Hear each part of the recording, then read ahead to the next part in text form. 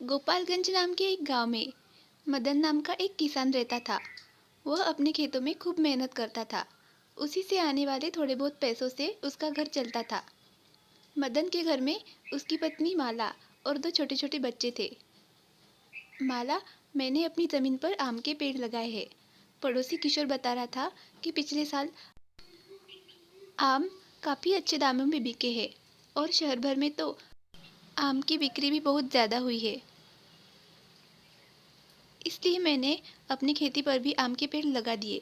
अगर सब कुछ अच्छा रहा तो इस साल हम दोगुना नफा कमाएंगे और अपने घर की मरम्मत भी करवा देंगे। इसी के साथ बच्चों को भी अच्छी शिक्षा दे पाएंगे। अरे, ये तो बहुत अच्छी बात है। भगवान हमारी ज़रूर सुनेंगे। हमारे आम अच्छे दामों में बिकेंगे और खूब नफा कमाएंगे। हाँ हाँ, अब मैं भी खेत पर जाता हूँ। मदन रोजाना अपने खेतों पर जाकर पानी देता और उनकी अच्छे से देखभाल करता ताकि वह बहुत ज़्यादा फल दे सके। कुछ दिन बीत जाते हैं और बारिश का मौसम आ जाता है। मदन के आम के पेड़ अब फल देने के लिए तैयार हो गए थे। मदन का दोस्त किशोर का भी खेत उसके बगल में ही था। वे दोनों काम करने के साथ साथ बातचीत भी किया करते थे। मदन भैया, आपकी ज़मीन पर आम के पेड़ तो बहुत अच्छे लग रहे हैं। ऐसा लग रहा है कि इस बार आम के पेड़ों पर खूब अच्छा फल आएगा। हाँ किशोर, मैंने मेहनत तो बहुत की है। अब भगवान की कृपा से फल तो अच्छा ही आना चाहिए। भगवान हम सब पर कृपा बनाए रखे। बस इस बार कोई तूफानी बारिश ना आए। कुछ गांव वाले कह रहे थे कि इस बार अगर ज़्यादा बारिश हुई तो काफ़ी फसल नष्ट हो जाएंगी। बस उन लोगों की बात सुनकर मेरे मन में डर बैठ गया है। कहीं ऐसा ना हो कि हमारी मेहनत बेकार चली जाए। अरे नहीं नहीं, ऐसा मत सोचो। भगवान पर भरोसा रखो, वो सबका भला करते हैं। मदन ने किशोर को तो दिलासा दे दिया, मगर ये बात उसके दिल में और दिमाग में बैठ गई। वो सोचने लगा कि अगर सच में तूफानी बारिश हुई तो उसकी की गई सारी मेहनत बर्बाद हो जाएगी। एक दिन बहुत तेज़ बारिश हुई।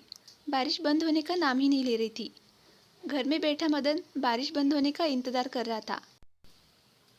ये बारिश तो बंद होने का नाम ही नहीं ले रही। मेरा तो दिल बैठा जा रहा है।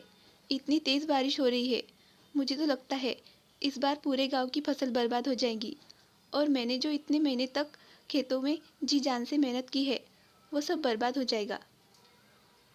आप चिंता मत करिए, ऐसा कुछ नहीं होगा। तुम नहीं जानती, कुछ सालों पहले ऐसी ही बारिश हुई थी। गांव में खेत बर्बाद हो गए। उस साल गांव में किसी को भी उसकी मेहनत का फल नहीं मिला। अगर इस बार भी ऐसा ही हुआ तो मुनाफा तो दूर की बात है, हमें खाना मिलना भी मुश्किल हो जाएगा। मुझे कुछ और काम करने के लिए मजबूर होना पड़ेगा। इसी तरह चिंता और सोच में मदन पूरी रात सो नहीं पाता। अगले दिन मदन सुबह बारिश बंद होते ही अपने पेड़ों को देखने जाता है, परंतु वहाँ का नज़ारा देख उसके होश उड़ जाते हैं। वहाँ चारों तरफ बर्बादी का मंजर दिख रहा था। सभी पेड़ और फसलें बर्बाद हो चुके थे। मदन सर पकड़कर वही घुटनों के बल बैठ जाता है और रोने लगता है। तभी किशोर वहाँ आता है। अरे भैया, इस तूफानी बारिश ने तो सभी किसानों की फसल और पेड़ को बर्बाद कर दिया। देखो, तुम्हारी और हमारी मेहनत पर किस तरह पानी फिर गया। मुझे कुछ समझ नहीं आ रहा, मैं क्या करूँ। मैंने तो अपनी सारी उम्मीदें इस फसल से लगाई थी। मैं अपना घर चलाने के लिए क्या करूँ, मुझे तो कुछ समझ में नहीं आ रहा। अरे भैया, गांव में सभी का यही हाल है। जितने किसान हैं सभी पर यही मुसीबत आई है। किशोर वहाँ से चला जाता है, परंतु मदन वहीं बैठकर रोता रहता है। काफ़ी देर वह उदास बैठे रहने के बाद मदन जब अपने घर जाता है तो घर का नज़ारा देख उसका मन और भी दुखी हो जाता है। बारिश के पानी से घर की छत बह रही थी और भूखे प्यासे बीवी बच्चे कोने में चुपकर बैठे हुए थे। अरे कहाँ थे आप? कब से इंतज़ार कर रही हूँ। देखिए ना, छत से कितना पानी टपक रहा है और भूखे प्यासे बच्चे कब से खाने की तलाश में है। मैं खाना कहाँ से लाऊं? ना तो घर में राशन है और ना ही सोने की जगह। आप कुछ कीजिए ना, मुझसे बच्चों की ये हालत देखी नहीं जाती। माला, मैं कुछ करता हूँ। हमारा सब कुछ बर्बाद हो चुका है। भगवान ना जाने हमारी कैसी परीक्षा ले रहा है। मैं बच्चों के खाने पीने का बंदोबस्त करता हूँ। अपने बीवी बच्चों की हालत देखकर मदन मन ही मन रोता है। वो अपने बच्चों के खाने के इंतजाम के लिए घर से बाजार की दुकानों की ओर जाता है, परंतु बारिश होने की वजह से उसे कोई भी मदद नहीं मिलती, क्योंकि उस आफत भरी बारिश में सभी का बुरा हाल था। बहुत भारी मन से निराश होकर मदन खाली हाथ अपने घर लौटने लगता है। तभी अचानक उसे कराने की आवाज़ आती है। ये आवाज़ तो किसी पक्षी की है। जब वह इधर उधर नज़र घुमाता है तो उसे एक घायल चिड़िया सामने ज़मीन पर पड़ी हुई दिखाई देती है, जो दर्द से बुरी तरह कराह रही थी। अरे, ये चिड़िया को किसने घायल कर दिया? लगता है यह भी इसी बारिश की वजह से घायल हुई है।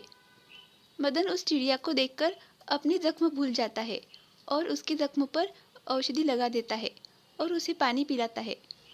कुछ देर में चिड़िया का दर्द कम होता है और चिड़िया मदन से कहती है, तुम कितने अच्छे हो, तुमने मेरी मदद की है, तुमने मेरी जान बचाई है। तुम खुद कितने दुखी हो और परेशान हो, फिर भी तुमने इस चिड़िया के दर्द को देखा। तुम बहुत ही अच्छे इंसान हो। पक्षी को इस तरह बोलते देख मदन हैरान हो जाता है। तुम एक पक्षी होकर इंसान की आवाज़ में कैसे बोल रही हो? लगता है तुम कोई साधारण चिड़िया नहीं हो। हाँ, मैं एक जादुई चिड़िया हूँ और मैं तुम्हारी परीक्षा लेने आई थी। मैं देखना चाहती थी कि इतने बड़े दुख में भी तुम मेरी मदद करोगे। तुम इस परीक्षा में पास हुए, इसलिए मैं तुम्हें एक उपहार देती हूँ। तुम मुझसे कोई भी वरदान मांग लो, जो भी इच्छा जाहिर करोगे वो पूरी होगी। मदन कुछ सोचने के बाद चिड़िया से कहता है, आप तो सब जानती है, मेरी पूरी मेहनत पर पानी फिर गया है। मेरे पेड़ फल देने को तैयार थे, परंतु ऐसी तूफानी बारिश आने की वजह से मेरी सारी फसल बर्बाद हो गई। आप मेरी कुछ ऐसी मदद करें जिससे मेरी सारी फसल पहले की तरह ठीक हो जाए और मैं इस मुसीबत से निकल पाऊँ। मैं तुम्हें कुछ बीज दे रही हूँ, जिन्हें तुम कल सुबह अपने खेतों में डाल देना। फिर देखना, तुम्हारे पेड़ों पर सोने के आम लगेंगे। तुम्हारे जो भी पेड़ बर्बाद हो गए हैं, वो सभी उनके जादू से ठीक हो जाएंगे और उन पर सोने के आम लगेंगे। इसके बाद तुम्हें कभी भी चिंता और गरीबी का सामना नहीं करना पड़ेगा। चिड़िया वह जादुई बीज देकर उड़ जाती है। मदन वही बैठा सोच रहा था, क्या सच में ये जादुई बीज होंगे? क्या सचमुच मेरे खेत में सोने के आम लगेंगे? ऐसा हो गया तो मेरी सभी मुसीबतें खत्म हो जाएगी और मैं सुख का जीवन बिता पाऊंगा। मदन घर की तरफ निकलता है। घर पहुंचने के बाद, अरे आ गए आप। मदन माला को सारी बात विस्तार से बताता है कि किस तरह जादुई चिड़िया ने मदन को जादुई बीज दिए हैं। अरे, क्या आप सच कह रहे हैं? चिड़िया ने आपको जादुई बीज दिए हैं? तो ज़रूर हमारे खेतों में सोने के आम लगेंगे। उसकी कही बात ज़रूर सच होगी। आपने उस चिड़िया की मदद करके अच्छा ही किया। अब हमारी सारी मुसीबतें दूर हो जाएंगी। अगली सुबह मदन खेतों पर जाकर वो जादुई बीज डाल देता है। उन्हें अच्छी तरह पानी देता है। कुछ दिनों के इंतजार के बाद पेड़ों पर सचमुच सोने के आम नजर आ रहे थे। अरे, मैं ये क्या सपना देख रहा हूँ? या तो सचमुच सोने के आम लगे हैं। उस चिड़िया की बात सच हो गई। मैं जल्दी से आम तोड़कर घर ले जाता हूँ और इन्हें तुरंत बाजार बेच देता हूँ। धन्यवाद भगवान, आपका लाख लाख शुक्रिया। मदन एक एक करके आम तोड़ने लगता है। आम तोड़कर वह घर की तरफ निकलता है। देखो माला, देखो, उस चिड़िया की कही बात सच हुई। अब हमारी गरीबी के दिन गए। सोने के आम, कमाल हो गया ना? अरे, ये तो सचमुच सोने के आम है। इन्हें बेचने पर तो हमें बहुत सारा धन मिलेगा। परंतु अभी आप केवल एक ही आम बाजार लेकर जाओ और उसे बेचकर आओ। सारे आम एक साथ ले जाना ठीक नहीं होगा। मदन एक आम लेकर बाजार जाता है और उसे बेचने के बाद उसे काफ़ी सारा पैसा मिलता है। माला, हमें केवल एक आम बेचने पर ही इतना सारा पैसा मिला, तो बाकी आम मैं बाद में बेचूंगा। क्यों ना आप खेतों पर काम छोड़कर आभूषणों की एक दुकान खोल ले।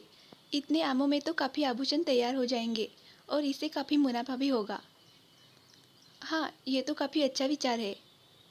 इसके बाद से मदन आभूषणों की दुकान खोल लेता है, जो कि काफ़ी अच्छी चलने लगती है।